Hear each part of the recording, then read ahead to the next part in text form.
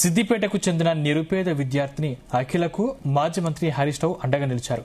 Neat ప్రవేశ పరీక్షలో మంచి ప్రతిభ కనపరచడంతో ఆమె వైద్య విద్యకు పూర్తి భరోసా కల్పిస్తూ అభయమిచ్చారు. అఖిల తండ్రి మధురి రాజు అనారోగ్యంతో కొన్ని సంవత్సరాల క్రితం మరణించారు. కుటుంబ పెద్ద దిక్కును కోల్పోవడంతో ఆ కుటుంబం తీవ్ర ఆర్థిక ఇబ్బందుల్లో చిక్కుకుంది. విషయం తెలిసి ఆ కుటుంబానికి డబుల్ బెడ్రూమ్ ఇల్లు ఇప్పించారు హరీష్ రావు. అఖిల 9వ తరగతి నుంచి ఇంటర్ పూర్తయ్యే వరకు చదువు ఖర్చులను భరించారు హరీష్ రావు.